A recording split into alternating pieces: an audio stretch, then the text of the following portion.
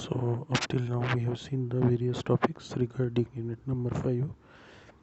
So today we will discuss the pre-emphasis and de-emphasis. Prior to that we have discussed the generation of the AFM, direct FM generation, indirect FM generation, and after that we have seen the frequency modulator, then reactance modulator, and block diagram of block diagram of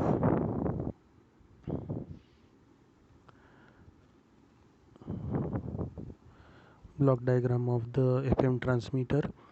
After that we have seen the varactor diode modulator. Then we have seen the disadvantage of varactor diode, that due to the limitations of the watt reverse bias voltage, that is breakdown voltage. We have seen the transistor reactance modulator. And after that we have seen the indirect FM generation using the Armstrong method, where we have seen the balance modulator and 90-degree phase shift with the PM wave. So in the indirect FM generation we get the FM modulation by means of the phase modulation. So by using the phase modulation we can also get the FM modulation. So that is explained in the Armstrong method that we have discussed in our previous lectures. Now today we will go for the next lecture, that is the narrow band FM and wide band FM.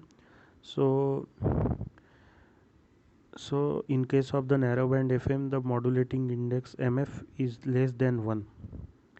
तो narrow band FM में क्या होता है कि modulation index जो होता है वो लेस देन 1 होता है. The bandwidth of the narrow band FM is small as compared to the wide band FM. So very simple definition of the narrow band FM.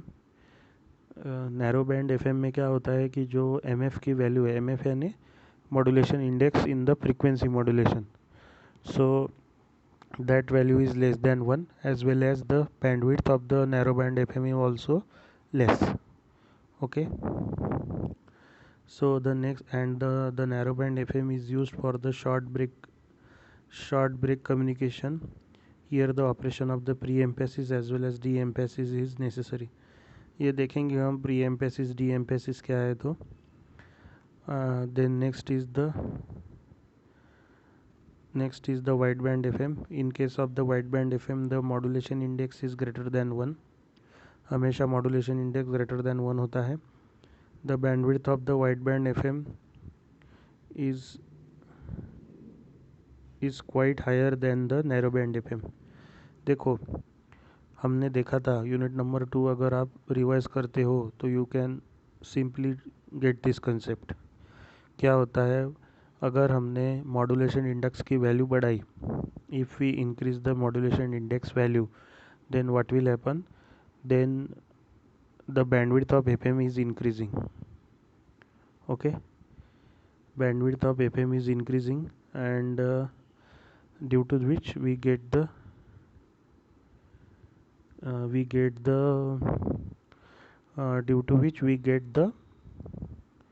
wide band, that is the bandwidth is higher, means sideband, number of sideband increases. If you recall what that equation of the FM, sin of sin, क्या आया था उसमें mathematical derivation में, y equals to sine theta. Sine का sine यानी sine square theta नहीं है वो. आप फिर से एक बार देख लेना उस यूनिट नंबर 2 के लेक्चर को जो मैंने डिलीवर किया था. हमने वहाँ पे डिस्कस किया था कि जब साइन का साइन निकालते हैं, so it becomes difficult to calculate that. So for that purpose we have use the one equation, one mathematical tool. वो मैंने आपको डायग्राम वगैरह सब बताई थी वहाँ पे. तो जैसे ही आपका नंबर ऑफ बैंड बढ़ जाते हैं, कैसे बढ़ेंगे नंबर ऑफ साइड बैंड्स, अगर हमने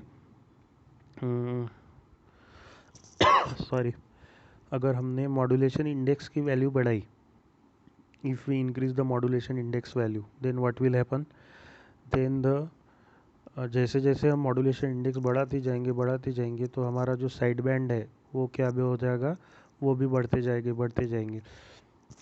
और जैसे ही साइड बैंड बढ़ जाएंगे, हमारा बैंडविड्थ ऑफ द कम्युनिकेशन क्या हो जाएगा, और बढ़ जाएगा। और बैंडविड्थ ऑफ द कम्युनिकेशन एक बार बढ़ गया तो क्या होगा,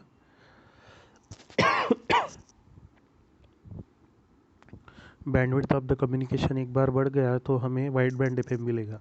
और जैसे हम रिवर्स जाएंगे, समझो रिवर्स यानी अभी हमने इंक्रीज़ किया मॉड्यूलेशन इंडेक्स, अभी हम डिक्रीज़ करते जाएंगे, एक पॉइंट ऐसा आएगा कि बहुत ही छोटी बैंडविड्थ हो जाएगी। तो एफएम में क्या होता है, number of side band depends on the modulation index value. अगर So those who don't want to continue with this lecture, please leave. फिर से ज्वाइन करना पड़ रहा है। ये सारे मैं गूगल क्लासरूम पे डालता ही हूँ, ये सब वीडियो वगैरह। और गूगल क्लासरूम के सब वीडियोस डाउनलोड कर लो, क्योंकि मेरे ड्राइव की स्पेस अब ख़त्म होने को आ गई है। तो गूगल क्लासरूम के जो भी लेक्चर्स मैंने अब तक अपलोड किए हैं वो सारे डाउनलोड कर लो, क्योंकि मैं हटाने वाला हूँ।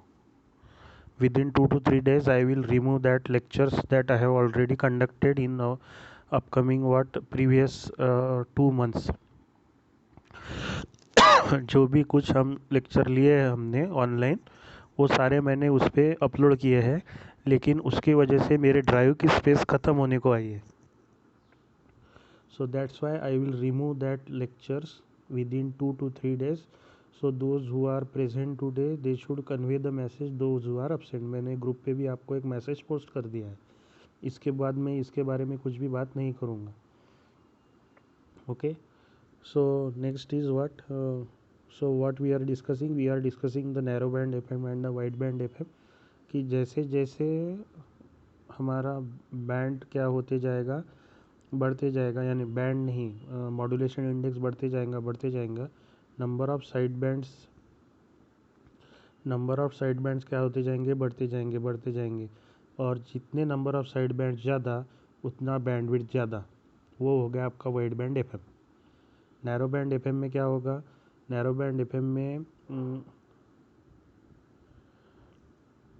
ओके, सो नैरो बैंड एफएम में क्या होगा, नैरो बैंड एफएम में हमने जो मॉड्यूलेशन इंडेक्स वैल्यू है उसकी वैल्यू लेस देन 1 होती है, उसकी वजह से नंबर ऑफ साइड बैंड्स भी क्या हो जाते हैं, रिड्यूस हो जाते हैं, and that's why the bandwidth also decreases. So that becomes the narrow band FM and the wide band FM.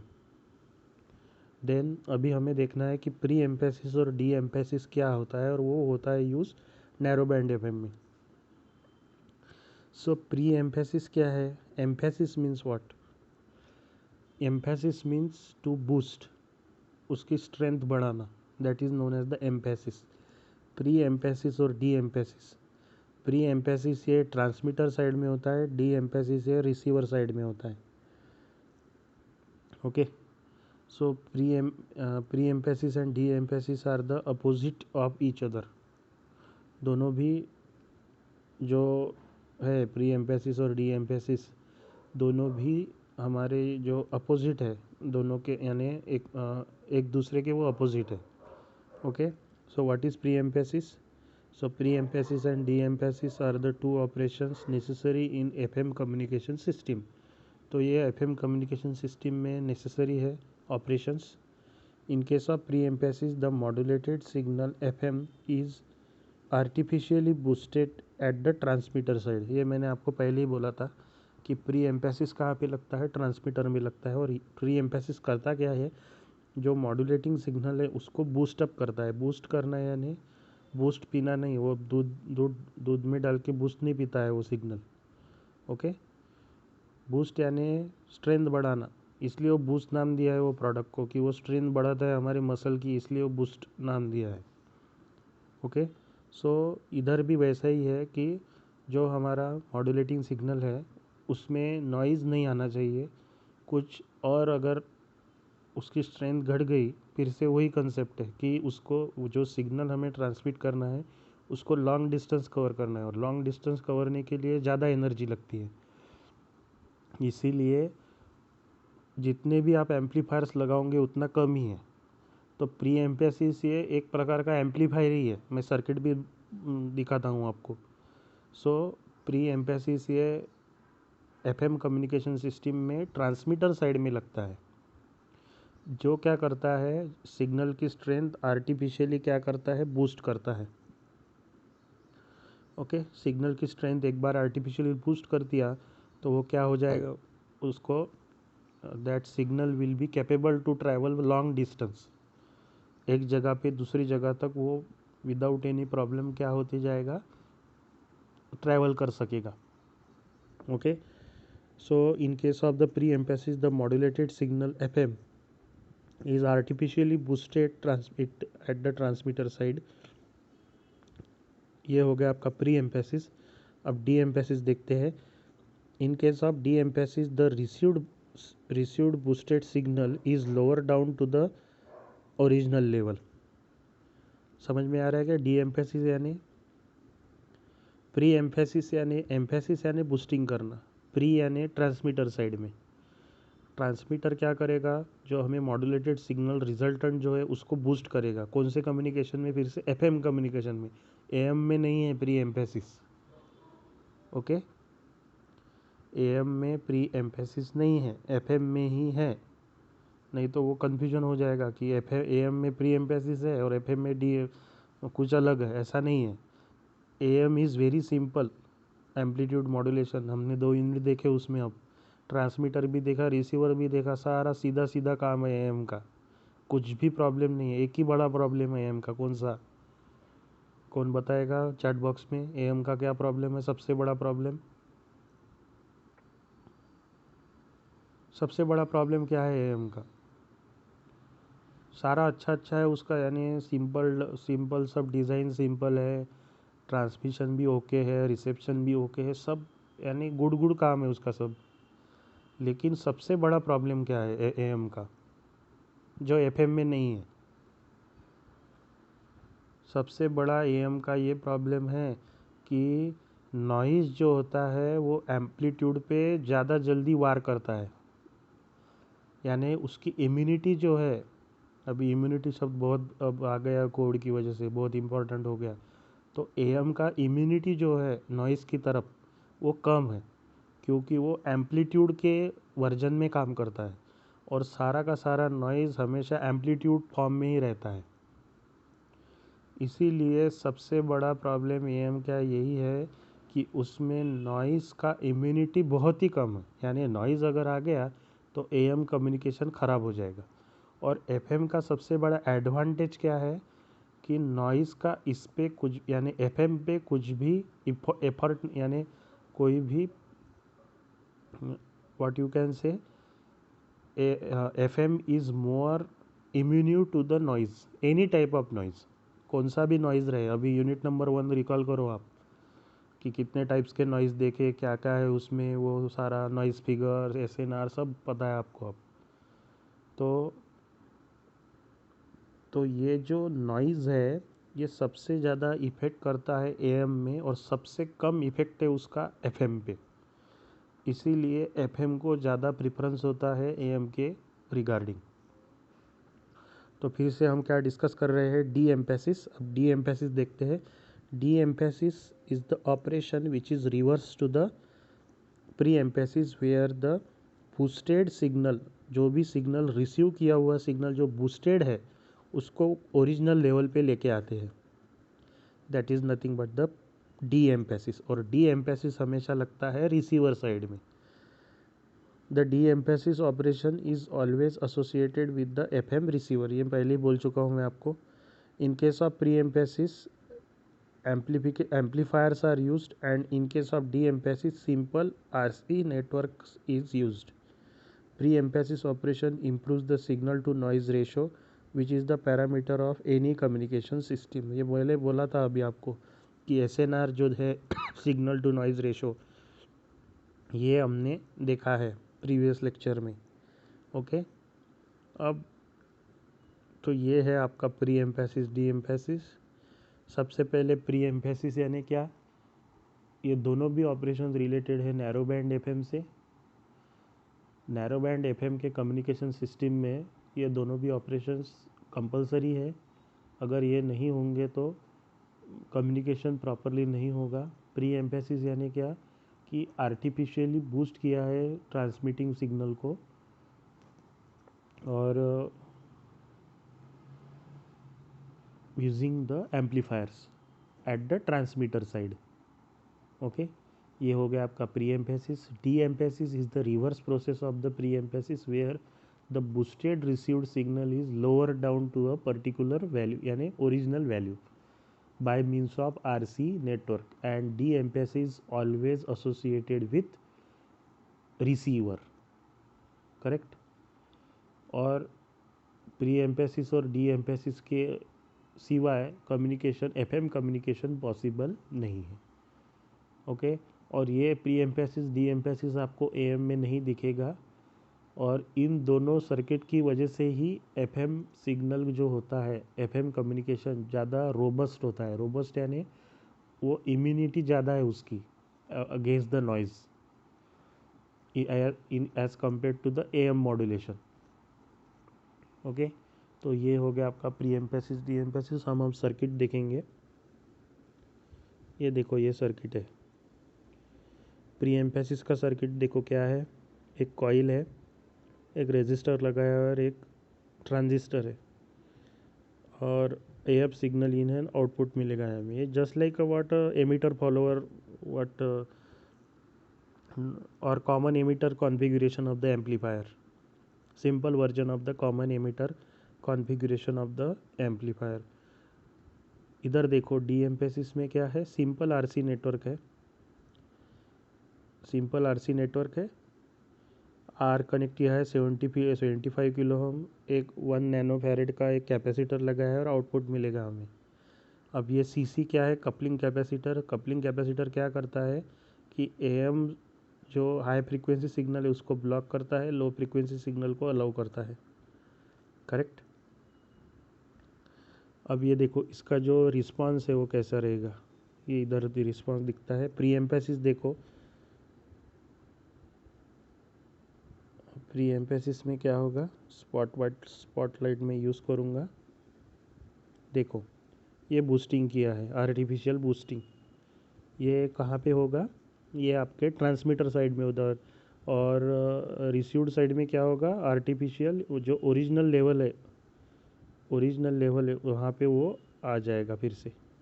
तो ये हो गया प्री एम्फेसिस, आर्टिफिशियल बूस्टिंग। ये हो गया आपका डी एम्फेसिस, यानी ओरिजिनल लेवल मेंटेन होती है।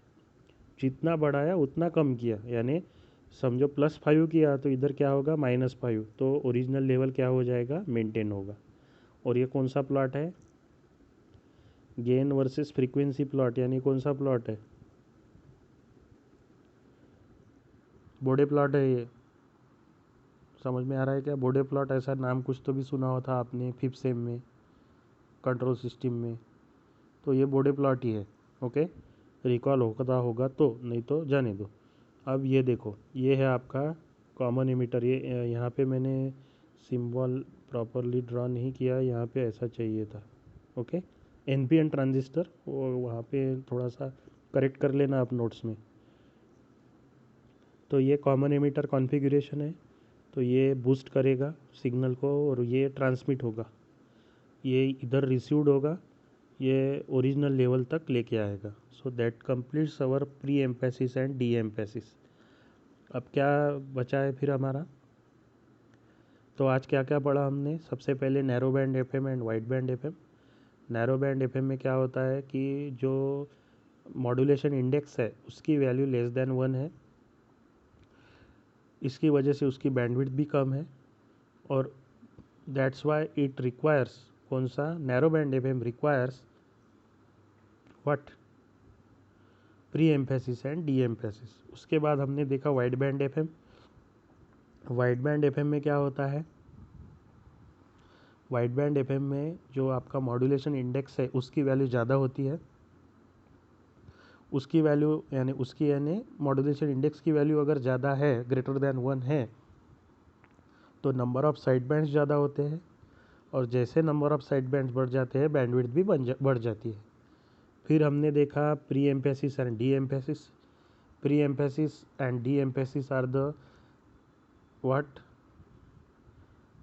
eternal part. Eternal means we cannot be separated. Pre emphasis और डी एम्फेसिस ये एफएम कम्युनिकेशन के स्ट्रॉन्गेस्ट यानी वर्जन यानी उसमें लगता ही है ये प्री एम्फेसिस और डी एम्फेसिस. प्री एम्फेसिस यानी आर्टिफिशियली सिग्नल को बूस्ट करना एट द ट्रांसमीटर साइड. उसमें एक लगता है कॉमन एमिटर एम्पलीफायर, वो हमें आर्टिफिशियली बूस्ट करके देगा क्या सिग्नल. उसके बाद हमने देखा कि डी एम्फेसिस क्या होता है. De emphasis is the opposite of the pre emphasis which is carried out at the receiver side. जिसमें क्या होता है कि जो आर्टिफिशियली बूस्ट किया है सिग्नल वो लोअर डाउन करते हैं. कहाँ पे? उसके ओरिजिनल लेवल पे. उसके ओरिजिनल लेवल पे लोअर डाउन करके लेके आते हैं और सिंपल आरसी नेटवर्क लगता है यहाँ पे. So this is the pre-emphasis and de-emphasis with narrow band FM and wide band FM. उसके पहले का पार्ट मैंने आज भी आपको रिवाइज किया है कि आर्मस्ट्रॉन्ग मेथड क्या है, then direct generation of FM कैसे होता है, इनडायरेक्ट जनरेशन ऑफ एफएम क्या है. Indirect generation of the FM यानी क्या है, फेज मॉड्यूलेशन से एफएम, यानी जो आर्मस्ट्रॉन्ग मेथड है वो इनडायरेक्ट जनरेशन ऑफ एफएम है. डायरेक्ट जनरेशन में क्या देखा आपने, फेट रिएक्टेंस मॉड्यूलेटर. उसके बाद आपने वैरेक्टर डायोड देखा है. उसके बाद हमने देखा है ट्रांजिस्टर रिएक्टेंस मॉड्यूलेटर. ये हो गया आपका direct FM generation. Indirect FM generation में हमने देखा Armstrong method which use the phase modulation method. उसके बाद हमने देखा आज हमने देखा narrow band FM and wide band FM. उसमें ही हमने देखा प्री एम्फेसिस और डी एम्फेसिस होता क्या है, उसका हमने रिस्पांस भी देखा, उसके हमने सर्किट भी देखा. अब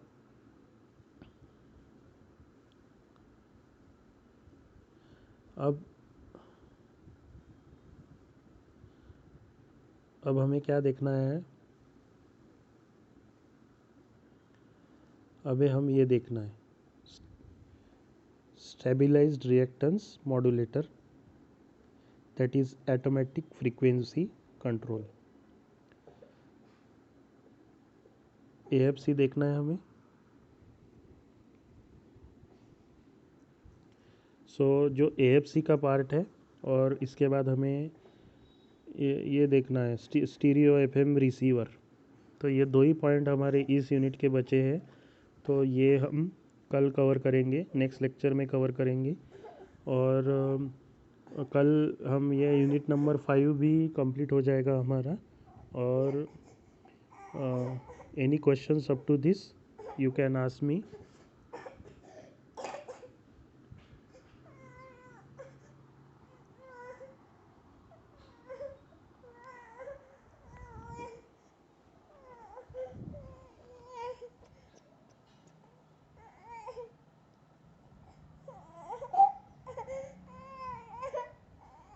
Okay. So I will end meeting here. Tomorrow we will see the last part of this unit also. Okay. So we will stop here.